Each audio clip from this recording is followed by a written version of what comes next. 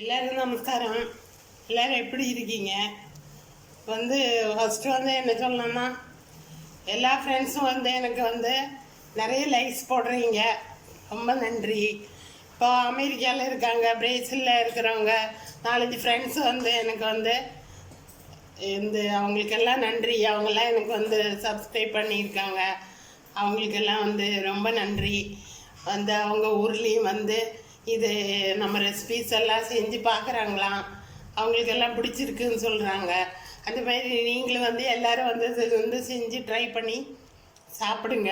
நல்ல traditional foods தான் நான் செய்கிறேன். அப்புறம் நம்ம ஃபேஸ்புக் நண்பர்கள் ஃப்ரெண்ட்ஸு எல்லாருக்கும் என்னோட வணக்கம். எல்லோரும் நிறைய பேர் லைக்ஸ் போடுறீங்க எனக்கு. அம்மா மாஸ் பாஜகம் தான். ஆனால் எனக்கு சப்ஸ்கிரைப் பண்ணுங்க தான் எல்லோரும் சப்ஸ்கிரைப் பண்ணுங்கள். எல்லோரும் ரொம்ப நன்றி. எல்லோரையும் நேரடியாக பார்க்க முடியாட்டாலும் முகநூல் வழியாக எல்லாருக்கூடையும் ஃப்ரெண்ட்ஸ் இருக்குது. நம்மளுக்கு எல்லா ஃப்ரெண்ட்ஸும் நமக்கு ரொம்ப மனசுக்கு ஆறுதலாகவும் இருக்குது, நல்லா இருக்குது. அது கண்டினியூ பண்ணால் எல்லோரும் நல்லா இருக்கணும். அதுதான் என்னுடைய ஆசை. எல்லோரும் கம்பல்சரியாக எல்லோரும் கண்டினியூவாக பாருங்கள். நான் செய்கிற டிஷ்ஷஸ் எல்லாம் சிம்பிளாக இருக்கும், உங்களுக்கு நல்ல டேஸ்ட்டாகவும் இருக்கும். இப்போ இதுக்கு தேவையான பொருள் நான் சொல்கிறேன். இப்போ இந்த நாரக இலைன்னு ஒன்று இருக்குது. எப்படின்னா நார்த்தங்காய் எலுமிச்சங்காயிலே பெரிய சைஸ் இருக்கும். எலுமிச்சங்காயிலே பெரிய சைஸ் நாரகம் அப்படின்னு சொல்லுவாங்க. இந்த இலை தான் இதுக்கு தேவை. இது கொஞ்சம் நல்ல ருசியாக இருக்கும். இதே உங்களுக்கு அந்த நார்த்தங்காய் அதுவும் அதே டேஸ்ட்டு தான் வரும். இருந்தாலும் உங்களுக்கு அந்த இலை கிடைச்சா ரொம்ப நல்லது. அது என்ன பண்ணணும்னா, இதை நம்ம எப்படி எடுத்துக்கணும், இந்த பாருங்கள், இந்த 2 சைடு எடுத்து இலையை மட்டும் நம்ம நல்லா அலம்பி இந்த நாரை எடுத்துக்கணும். பார்த்தீங்களா? இந்த நாரை இப்படி நம்ம க்ளீன் பண்ணிக்கணும். இல்லைன்னா உங்களுக்கு அதை அரைக்கும் போது உங்களுக்கு அந்த வாயில் இதாகி. இப்போ இப்படி நல்லா ஃபஸ்ட்டு இலையெல்லாம் நல்லா அலம்பிட்டு நீங்கள் இப்படி பிச்சு போட்டுக்கோங்க. இது கொஞ்சம் கூட ரெஸ்ட் பண்ணாதீங்க, நல்லாயிருக்கும். நல்ல மணமாக இருக்கும். நல்ல மணமாக இருக்கும். பார்த்தீங்களா? இது இப்படி எடுத்து வச்சுக்கோங்க. இது கழுவி அலம்பி இப்படி வச்சுருக்கேன். எல்லாம் நல்லா தண்ணி வடிஞ்சிருக்கு, இப்படி எடுத்து வச்சுருக்கேன். இப்போ அதுக்கு தேவையானது கொஞ்சம் கல்லுப்பு, பெருங்காயம், ஒரு 20 வரமிளகாய் எடுத்து வச்சுருக்கேன். நான் காரத்துக்கு தகுந்த மாதிரி போட்டுக்குங்க. கொஞ்சம் புளி, கொஞ்சம் எண்ணெய் விட்டு வறுக்கிறதுக்கு கொஞ்சம் எண்ணெய். இப்போ நம்ம எப்படி செய்யலான்னு பார்க்கலாம். இப்போ ஒரு அடுப்பை பற்ற வச்சுக்கோங்க.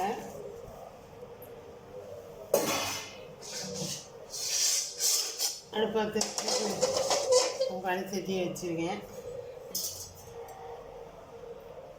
அடுப்பை பற்ற வச்சுக்கலாம்.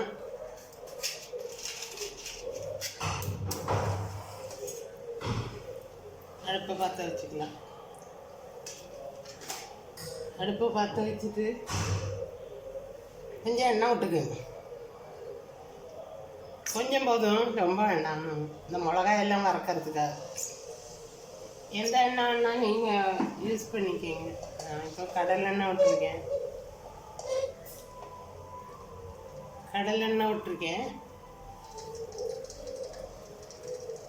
இப்போ அதில் நம்ம என்ன பண்ணோம்னா, தீயை கொஞ்சம் கம்மி பண்ணிக்கோங்க. கம்மி பண்ணிவிட்டு வரமிளகாயை போட்டுக்கோங்க. ரொம்ப இது வச்சிங்கன்னா, அடுப்பு வச்சிங்கன்னா அது உங்களுக்கு மிளகாய் ரொம்ப கரிஞ்சு போயிடும். மிளகா கழியக்கூடாது, ஆனால் நல்ல மனம் வரும். அந்த வறுத்துச்சுன்னா நல்ல மனமாக வரும் உங்களுக்கு மிளகா. அடுப்பு சிம் பண்ணி வச்சுக்கோங்க. மிளகாயை கருகாமல் நல்லா வறுத்துக்கோங்க. வறுக்கட்டும். கூட நம்ம பெருங்காயம் போட்டுக்கோங்க. பெருங்காயம் கொஞ்சம் நிறைய போட்டுக்கோங்க, அப்போ தான் நல்லாயிருக்கும்.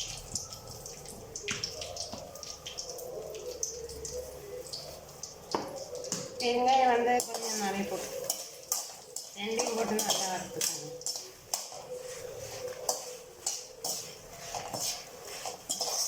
இது நல்ல ஜீரண சக்தி கொடுக்கும் உங்களுக்கு.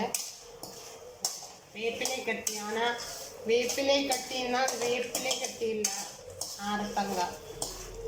அது பழைய காலத்துலேருந்தே அந்த பேர் அப்படி. கிராமத்து வீடுகள் எல்லாம் வந்து இது வந்து கண்டி செய்வாங்க, எல்லோரும் செய்கிறாங்க. நல்லா டேஸ்ட்டாக இருக்கும். வேறு எதாவது போடக்கூடாது. இந்த மிளகா வந்து கொஞ்சம் நல்லா வந்து வறந்து வரட்டும். ஒரு கலகலான சவுண்டு வரும், நான் வறந்ததுன்னு அர்த்தம். பெருங்காயமும் நல்லா வரட்டும். வேகணும் இதில் போடக்கூடாது. மிளகாயும் பெருங்காயமும் நார்த்தங்காய் இலையும் போட்டு புளியும் போட்டு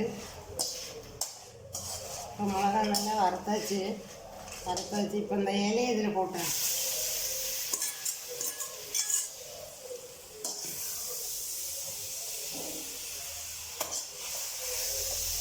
இலையை வந்து ரொம்ப வறுக்க வேண்டாம். இந்த தீஞ்சட்டியில் இருக்கிற சூடே வந்து உங்களுக்கு இதாகிருக்கு. ரொம்ப வறுத்தீங்கன்னா அந்த அந்த இலையோட மனம் வேறு மாதிரி ஆயிடும்.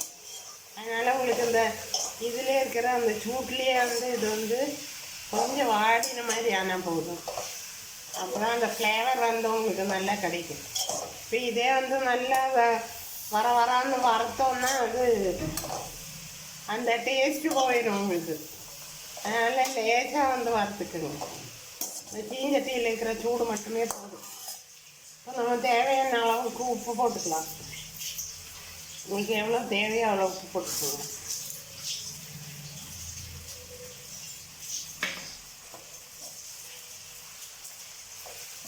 வறுக்கும் போதே நல்ல மனமாக தான் இருக்கும். உங்களுக்கு நல்லா இருக்கும், டேஸ்ட்டாக இருக்கும். செஞ்சு பாருங்கள். செஞ்சு பார்த்து நீங்கள் ஸ்டோர் பண்ணி வச்சுக்கலாம். 1 வருஷம் ஆனாலும் உங்களுக்கு கெடாது. 1 வருஷம் ஆனாலும் உங்களுக்கு வந்து ஒன்றும் நீங்கள் வந்து அதை உருண்டை பிடிச்சி வச்சு அப்படியே நீங்கள் வந்து வச்சுக்கலாம். இந்த புளியை போட்டுக்கலாம். புளி போட்டுக்கோங்க.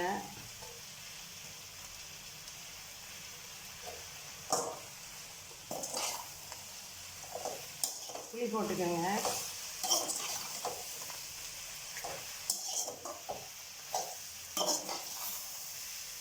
சும்மா வந்து சூடானா போதும். ரொம்ப வந்து வறுக்க வேண்டியது கிடையாது உங்களுக்கு. கொஞ்சம் சூடானாலே போதும்.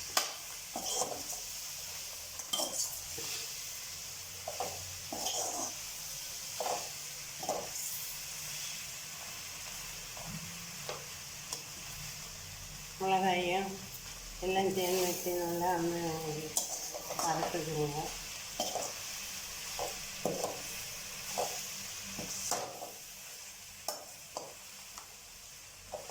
இந்த எண்ணெய் கூட அந்த மிளகா, இந்த பெருங்காயம், உப்பு எல்லாம் சேர்ந்து வைக்கணும்னு நல்லாயிருக்கும். டேஸ்ட்டாக இருக்கும். போதும். இப்போ நம்ம வந்து இதை வந்து அடுப்பை ஆஃப் பண்ணிவிட்டு கொஞ்சம் ஆறட்டும். அதுக்கப்புறம் நம்ம வந்து மிக்சியில் வந்து இப்போ என்ன பண்ணுறது, எங்கள் ஊர்லெலாம் என்னன்னா இதெல்லாம் வந்து நல்லா வறுத்துட்டு வந்து எங்கள் பாட்டி நல்லா வறுத்து கொடுப்பாங்க. நாங்கள் வந்து அந்த உரலில் வச்சு எல்லாம் இடித்து நல்லாயிருக்கும். அது நல்லா உரலில் வச்சு இடிக்கணும், ஆனால் அதெல்லாம் டேஸ்ட்டாக இருக்கும். இப்போ ஒன்றும் வேறு வழியில், அதனால இப்போ நம்ம வந்து மிக்சியில் தான் பொடிச்சுக்கணும்.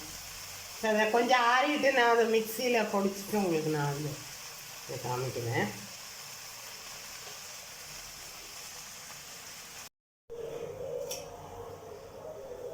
இப்போ நம்ம வந்து இது நல்லா பொடிச்சிட்டு வந்தாச்சு. தட்டு வச்சுக்கோங்க. தட்டு வச்சுருக்கேன். நல்லா நம்ம வந்து இதை வந்து பண்ணி உருண்டை பிடிச்சி பாருங்கள். இந்த மாதிரி நம்ம வந்து நல்லாயிருக்கும், டேஸ்ட்டாக இருக்கும். நல்லா வந்து இப்படி வச்சு நீங்கள் ஒரு பாட்டிலில் வந்து ஸ்டோர் பண்ணி வச்சுக்கோங்க. கெடவே கெடாது. உங்களுக்கு ஒரு வருஷம் ஆனாலும் உங்களுக்கு வந்து இது வந்து உங்களுக்கு கெடவே கெடாது. உங்களுக்கு நல்லாயிருக்கும், டேஸ்ட்டாக இருக்கும். பாருங்கள், நான் இப்படி உருட்டி வச்சுக்கலாம்.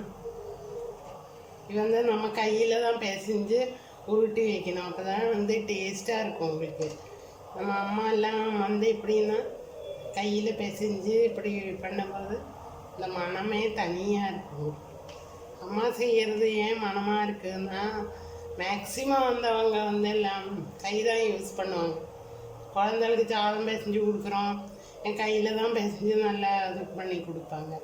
அதோட டேஸ்ட்டே வந்து தனியாக இருக்கும் உங்களுக்கு. அது மாதிரி நம்ம வந்து அம்மாவோட இதுன்னா அம்மா செய்கிறதெல்லாம் வந்து அப்படி தான் இருக்கும்.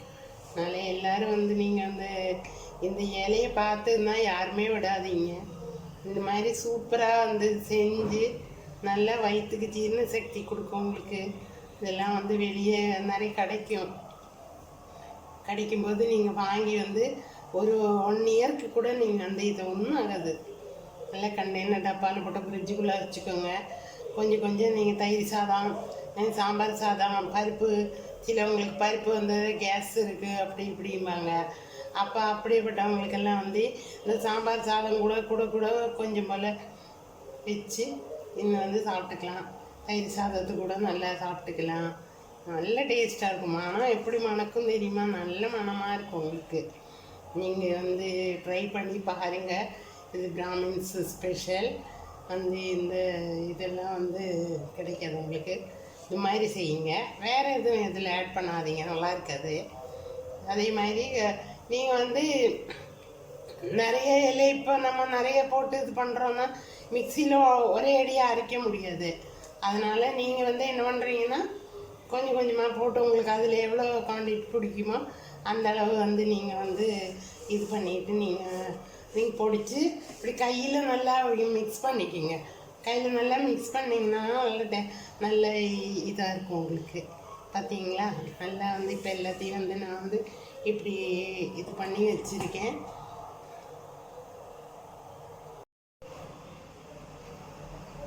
இப்போ ஒரு தட்டு வச்சுருக்கேன். இப்போ நம்ம வந்து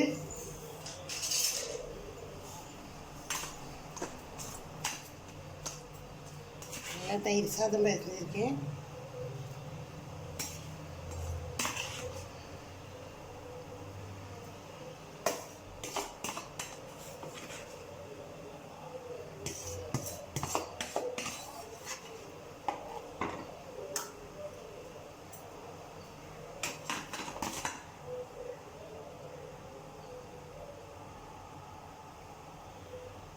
நல்லா டேஸ்டான தயிர் சாதம், வேப்பிலை கட்டி எல்லோரும் செஞ்சு சாப்பிட்டு பாருங்கள். சாப்பிட்டுட்டு எப்படி இருக்குதுன்னு எனக்கு லைக் பண்ணுங்கள், ஷேர் பண்ணுங்கள், சப்ஸ்கிரைப் பண்ணுங்கள். கண்டிப்பாக சப்ஸ்கிரைப் பண்ணுங்கள்.